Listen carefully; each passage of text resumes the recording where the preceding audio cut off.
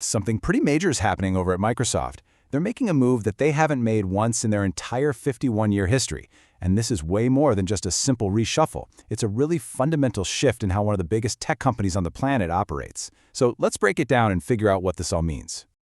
That's right. For the first time ever, Microsoft is actually offering a voluntary buyout program to its staff. Now, this is a huge deal, and it's not just some random cost-cutting measure. It's a very calculated chess move in a much, much bigger game, the race to dominate AI. Okay, so let's get into the nitty-gritty. What exactly is this buyout program? And more importantly, who's it for? Let's peel back the layers on this really unprecedented offer. So get this, about 7% of Microsoft's entire US workforce is eligible. We're talking about thousands of employees here. But again, you have to look past just the number. This is all about strategically reshaping the company from the inside out, specifically for the age of AI. So how does Microsoft decide who gets this offer? Well, it all boils down to something they're calling the Rule of 70. And it's actually a pretty simple formula. You just take your age, add the number of years you've worked at Microsoft, and if that total hits 70 or more, well, you're eligible. It's a very targeted way to open the door for veteran employees, which, of course, makes room for fresh talent. All right, let's just quickly run down the specifics. You have to be a U.S. worker at the senior director level or below. You have to meet that Rule of 70 we just talked about, and there's one more catch. If you're on a sales incentive plan, you're not eligible. So you can see it's a very specific group they're targeting here. Officially, Microsoft's chief people officer says this is about giving people a choice, letting them take that next step on their own terms.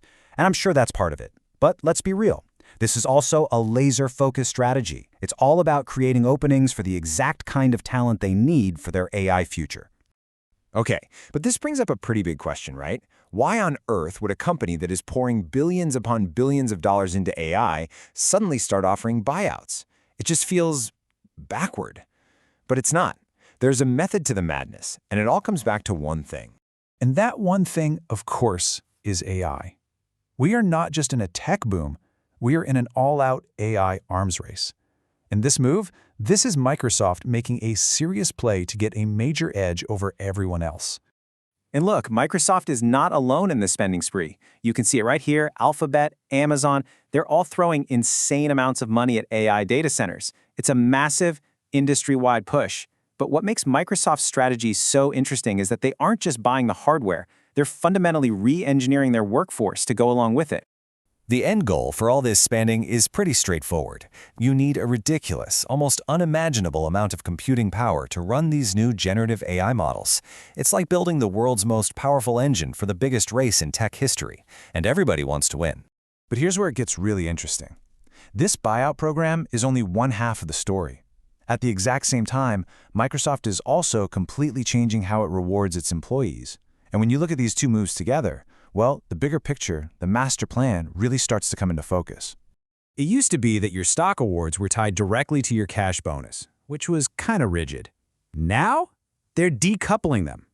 On the surface, that might sound like some boring HR policy change, but trust me, it is a total game changer. This gives managers way more freedom to offer huge stock awards to their top performers. It's a powerful tool to attract and keep the absolute best AI minds on the planet. Just think about what that means in the real world.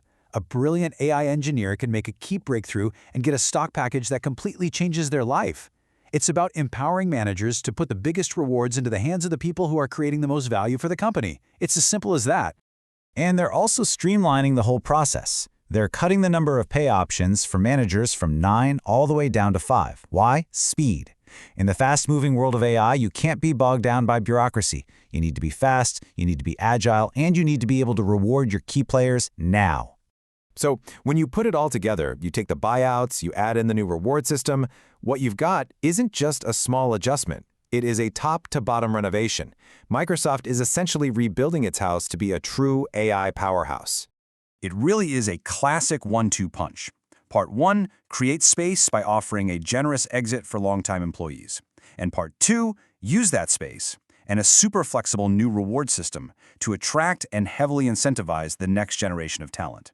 It's a bold bet for sure, but in a high-stakes, winner-take-all game like AI, bold bets are how you win.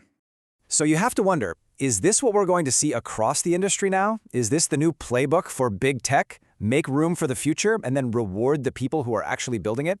It's a fascinating strategy, and it really drives home a key point. This AI revolution, it isn't just about the technology, it's about the people.